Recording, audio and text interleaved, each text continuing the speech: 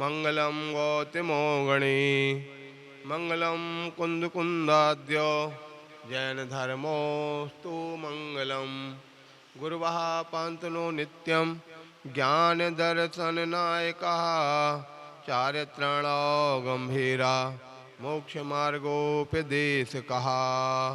बोले अनंतानंत परम सिद्ध भगवान की, ऋषभादि 24 तीर्थंकर भगवान की, 1008 श्री महावीर भगवान की, आचार्य गुरुदेव राग स्वामी महाराज की, अहिंसामयी विश्व धर्म की।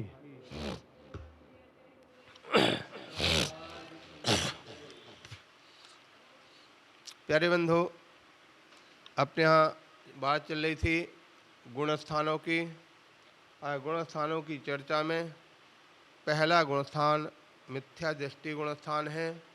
हमने कल बताया था मिथ्यात्व गुणस्थान अपने आप में एक धरातल के समान है।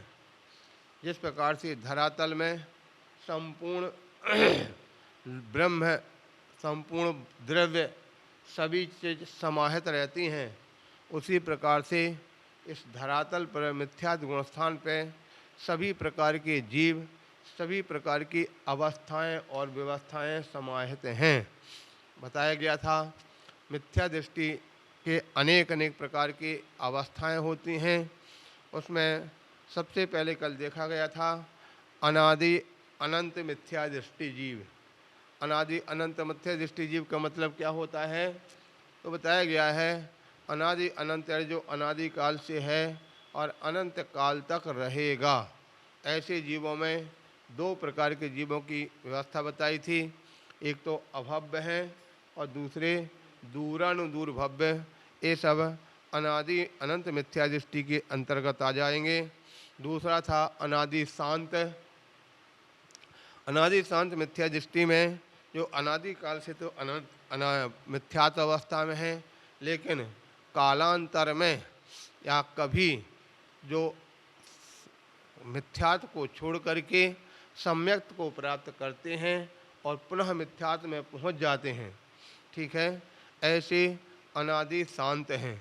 और इसके पश्चात तीसरे नंबर पे आते हैं। अब जब सम्यक्त प्राप्त करते हैं तो उस समय पर तीन कर्ण परिणाम करते हैं, और तीन कर्ण परिणाम होने पर जब उसके जो 28 प्रकृतियों वाले हो जाते हैं तो उस समय पर 28 प्रकृति वाले मिथ्या दृष्टि, 27 प्रकृतियों की सत्ता वाले मिथ्या दृष्टि, 26 प्रकृतियों की सत्ता वाले मिथ्या दृष्टि। इसके बारे में आप सबको ज्ञात होगा। यह कौन से हो सकते हैं? तो जब किसी जीव ने उपसम सम्यक्त किया और पुनः मिथ्यात्व में जब चला जाता है तो मिथ्यात्व में पहुँचने के बाद वह 28 प्रकृतियों की सत्ता वाला माना जाता है। ठीक है, कुछ समय के बाद जब उसका और कर्म प्रकृतियों का धीरे धीरे जो उनका जो एक निश्चित काल तक क्या बोलते उसको मतलब मिथ्या दृष्टि उद्वेलना जब होने लगती है।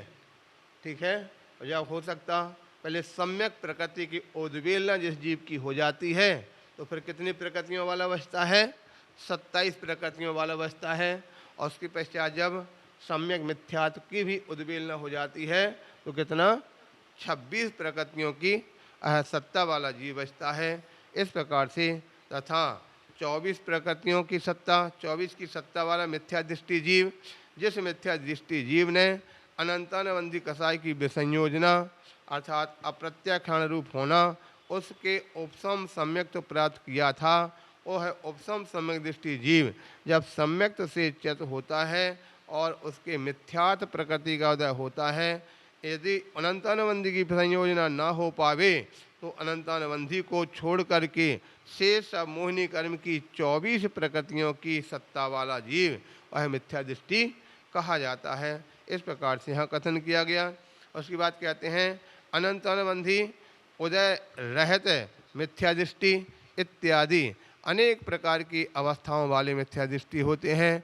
मरण रहत मिथ्या दृष्टि, वेदक सम्यक तो सहित सम्य समय मिथ्या दृष्टि, वेदक सम्यक तो सहित संयम विमुख संयम अभिमुख मिथ्या दृष्टि, प्रथमोपसम सम्यक तो सहित संयम और संयम से अभिमुख मिथ्या दृष्टि, प्रथमोपसम सम्यक सहित संज्ञाभिमुख मिथ्या दृष्टि, वेदक योग प्रकृति से मिथ्या दृष्टि, तीर्थंकर प्रकृति की सत्ता वाले मिथ्या दृष्टि, दर्शन मोहोपशमन प्रतिष्ठापक मिथ्या दृष्टि, आहारक दिक की सत्ता वाले मिथ्या दृष्टि और अग्रहित मिथ्या दृष्टि इत्यादि अनेक प्रकार के तथा दूसरा आगे आता है गृहित मिथ्या दृष्टि, द्रव्य लिंगी मिथ्या दृष्टि, साति से मिथ्या दृष्टि और लब्धोन लब्धक मिथ्या दृष्टि इत्यादि अनेक अनेक प्रकार की प्रकृतियाँ अवस्थाओं वाले मिथ्या दृष्टि जीव होते हैं। इन सभी प्रकार की अवस्थाओं में जो मिथ्या दृष्टि जीव हैं उनके लिए हो सकता ऊपर उठने के अवसर प्राप्त होते हैं। जब ऊपर की ओर उठ जाते हैं तो सम्यक को प्राप्त हो जाते हैं इत्यादि अनेक अनेक प्रकार से यहाँ कथन किया गया था। अब आगे मिथ्या दृष्टि गुण के बाद दूसरा गुणस्थान कौन सा होता है? सासाधन गुणस्थान। दूसरे गुणस्थान का नाम क्या है? सासाधन गुणस्थान। और सासाधन का मतलब क्या होता?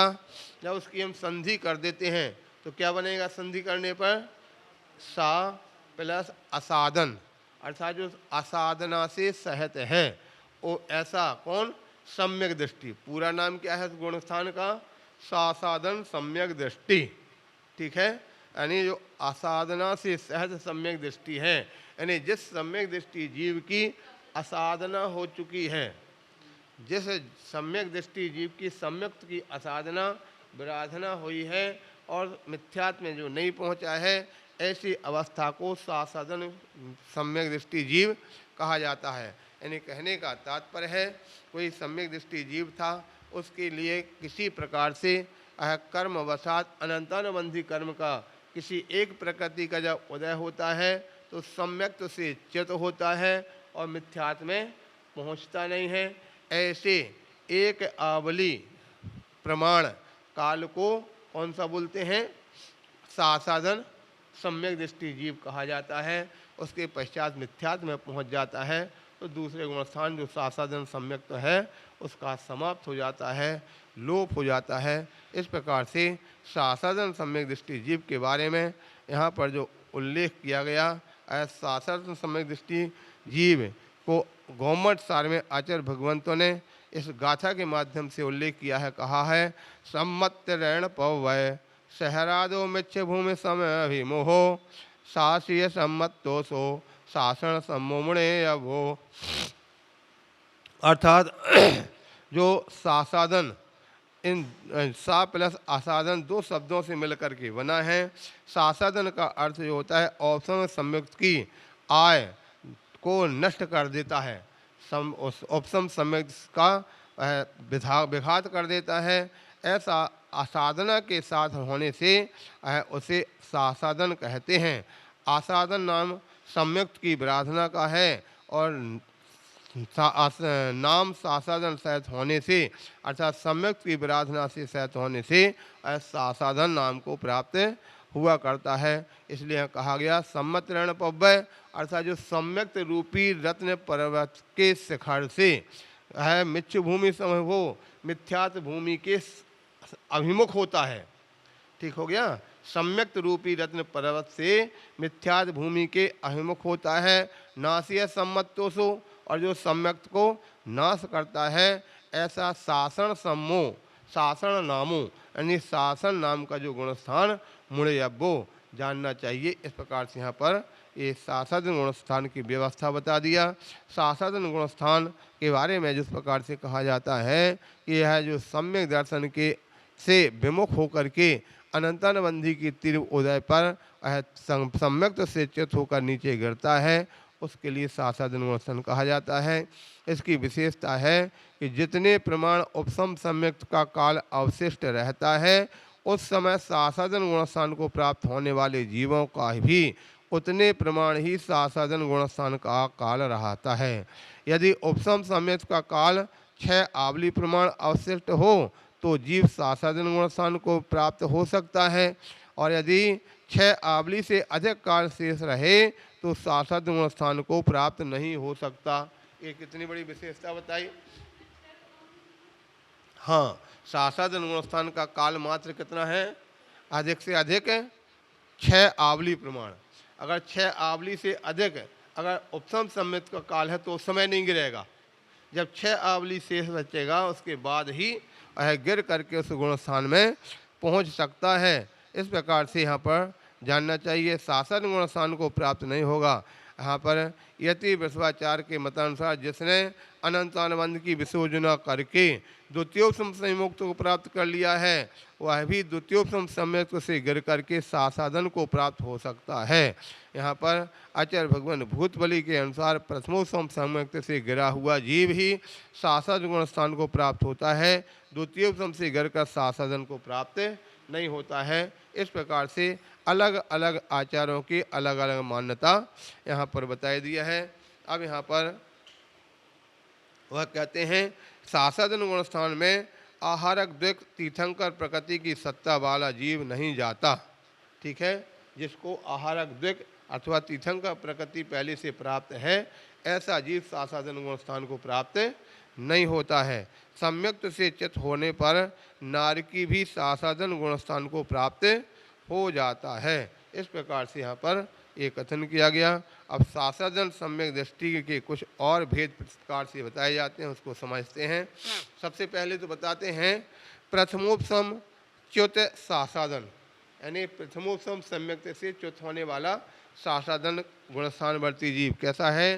तो जो जीव प्रथमोपसम से च्युत होकर के इस गुणस्थान में आवे वे जीव प्रथमोपसम च्युत शासदन सम्यक दृष्टि कहे जाते हैं। पहले बार तो सामान्य हो गया।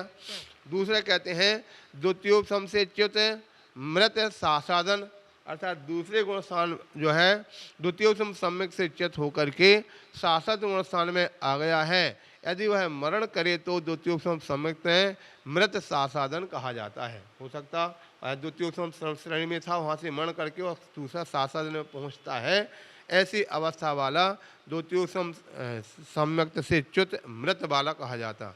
तीसरा है प्रथमोपसम च्युत शासदन मृत शासदन। इस प्रकार से तीसरा ही बताते हैं, हो सकता है कोई प्रथमोपसम सम्यक्त में था और उसी समय उसका गिरता भी हो और मरण भी हो जाता है, ऐसा जो जीव होता है वह प्रथमोपसम शासदन से मृत वाला कहा जाता है। तीसरा चौथे नंबर पे आता है विग्रहगति शासदन। विग्रहगति समाप्त होने पर और जब ग्रहण हो पहुँचता है तो तीसरा विग्रहगति समाप्त शासदन कहा जाता है। निवृत्ति अपर्याप्त शासदन, जो जीव जन्म स्थान पर पहुंचकर भी शासदन ही रहे, जहाँ पर पहुंचना है वहाँ पर फिर भी शासदन रहे, वे शरीर पर्याप्त पूर्ण होने से पहले ही अपना शासदन गुणस्थान पूर्ण कर देते हैं, अर्थात मिथ्यात्व गुणस्थान को प्राप्त हो जाते हैं। उसे निवृत्ति अपर्याप्त शासदन मिथ्या दृष्टि कहा जाता, सम्यक दृष्टि कहा जाता है। आगे कहते हैं क्रोध प्रेरित शासदन, क्रोध के वजह से होने पर क्रोध प्रेरित है। मान प्रेरित, मान के वजह से होने वाला मान प्रेरित कहलाया। माया प्रेरित, माया का उदय होने पर माया प्रेरित कहलाता है। और लोभ प्रेरित, यानी लोभ का उदय होने पर जब च्युत होता है तो ये लोभ प्रेरित कहा जाता है। इस प्रकार से है जो 9 प्रकार से जो द्वितीय गुणस्थानवर्ती शासन सम्यक दृष्टि इस प्रकार की अवस्थाओं को प्राप्त होते हैं। शासदन गुणस्थान में मरण करके जीव बादर एक इंद्रिय, 2 इंद्रिय, 3 इंद्रिय, चतुरेंद्रिय और असैनी पंचेंद्रिय व सैनी पंचेंद्रिय में उत्पन्न हो सकते हैं। वे नरक गति में सूक्ष्म एकेंद्रिय में और अग्नि काय तथा वायु कायक में उत्पन्न नहीं होते हैं। इस प्रकार से वह जीव मरण करके कहाँ पड़ जाता है, कैसे होता है, इस प्रकार की अवस्था बता दिया। और साथ ही साथ बताते हैं शासदन गुणस्थान विपरीत अभिप्राय से दूषित है, इसलिए उसके सम्यक दृष्टिपन कैसे कहा जाता। मैं शासन सम्यक दृष्टि कहते ना, जब मिथ्यात्व की ओर जा रहा तो सम्यक दृष्टि क्यों कहा गया, तो कहते हैं इसमें कोई बात नहीं है, क्योंकि पहले वह सम्यक दृष्टि था, इसलिए भूतपूर्व न्याय की अपेक्षा, भूत नैगम न्याय की अपेक्षा उसके लिए शासदन सम्यक दृष्टि संज्ञा को प्राप्त होता है। जिस अनंतानुबंधी की वजह से दूसरे गुण स्थान में विपरीत अभिनिवेश होता है वह अनंतानुबंधी दर्शन मोह का भेद न होकर चारित्र का आवरण करने वाला होने से वहाँ पर मोह का भेद है, इसलिए दूसरे गुण स्थान को मिथ्या दृष्टि न कह करके साधारण सम्यक दृष्टि कहा जाता है। इस प्रकार से यहाँ पर इसकी व्याख्या जानना चाहिए। इस प्रकार से कहने का तात्पर्य है साधन सम्यक दृष्टि जीव वह विराधना वाला है, नीचे गिरने वाला है। जब भी कोई जीव अगर दूसरे गुण स्थान को प्राप्त करेगा तो ऐसा नहीं हो सकता है कि सीधी सीधी सीढ़ी चढ़ जावे कि पहले से दूसरा, दूसरे से तीसरा ऐसा चले, तो नहीं चलता। ये सिद्धांत में गुण स्थानों की व्याख्या बड़ी विचित्र विडंबना वाली है, क्योंकि शायद हमको लगता है सारी दुनिया में जब भी गणना गिनी जाती है 1 से 2, 2 से 3 से 4 ऐसी चलती है, लेकिन यहाँ पर गुणस्थानों की विचित्रता ये है कि पहले जब भी कोई जीव सम्यक दर्शन प्राप्त करता है तो मिथ्यात्व से सीधा चौथे गुणस्थान को प्राप्त करता है, और चौथे गुणस्थान में भी उपसम सम्यक को सबसे पहले प्राप्त करता है। और उपसम सम्यक में रहने वाले जीव के लिए वह एक अंतर मुहूर्त रहने के बाद फिर उसकी 4 अवस्थाएं होती। 4 अवस्थाएं कौन कौन सी? उपसम से सबसे पहले हो सकता है अगर मिथ्यात्व प्रकृति का उदय होगा तो सीधा चौथे से मिथ्यात्व में चला जाएगा। सम्यक प्रकृति का होगा तो सीधे पहले चौथे से तीसरे सम्यक मिथ्यात्व में चला जाएगा। सम्यक प्रकृति का उदय होगा तो चौथे का चौथे में ही यानी उपसम सम्यक में चला जाएगा। और अनंतानुबंधी किसी 4 कषायों में से एक कषाय का उदय होगा तो चौथे से दूसरे गुण स्थान में जाता है, उसके बाद फिर पहले में पहुंचता है। इस प्रकार से ये दूसरा गुण स्थान नियम से अधा पतन वाला है, ऊर्ध्व वाला नहीं होता है। कभी भी उठते हुए में दूसरा गुण स्थान नहीं बनता है, जब भी बनता है तो गिरती अवस्था का ही बना करता है। इस बात का सभी को ध्यान रखना है। इसलिए शास्त्रों के अंदर जो उल्लेख आता है कि जब कोई भव्य जीव सम्यक्त को प्राप्त होता है तो सम्यक्त को प्राप्त होते समय अपनी कषायों को संभाल कर रखने की आवश्यकता है। अगर कषाय उत्पन्न हुई तो कषाय क्या करती है? सम्यक्त से च्युत कर देती है, सम्यक्त से नीचे गिरा देती है और मिथ्यात्व की ओर ले जाती है। ठीक उसी प्रकार से जैसा कि यहाँ उदाहरण दिया था कि कोई सम्यक्त रत्न पर्वत से सम्यक्त रूपी पर्वत पर बैठे हैं। सम्यक दर्शन अपने आप में क्या है? एक सुंदर पर्वत है, रत्न का पर्वत है जिसमें रत्नत्रय की प्राप्ति होने वाली है। इसी प्रकार से अथवा कोई छत है और छत से अगर कहीं कोई लापरवाही करेगा, कषाय उत्पन्न करेगा तो नीचे गिरेगा, और नीचे जब गिरने वाला है तो मिथ्यात्व में जब तक जमीन में नहीं पहुंचा, बीच में जब तक वो गिरता जा रहा है, इस अवस्था का नाम ही साधन गुणस्थान कहा जाता है। उसके बाद नियम से मिथ्यात्व गुणस्थान में आएगा। ऐसा नहीं हो सकता है कोई ऊपर छत से गिरा और बीच में संभल जाए फिर से ऊपर चला जाए, ऐसा संभव नहीं है। जब गिर चुका है तो गिर करके एक बार तो नीचे आएगा ही आएगा, उसके बाद फिर हो सकता बाद में संभल जावे और संभल करके पुनः फिर से सम्यक दर्शन प्राप्त कर सकता है। इस प्रकार की अवस्था को जानना चाहिए। इस प्रकार से आज दूसरे गुणस्थान का कथन यहीं पर विराम लेते हैं। आगे की चर्चा बाद में करते हैं। बोले महावीर भगवान की जय।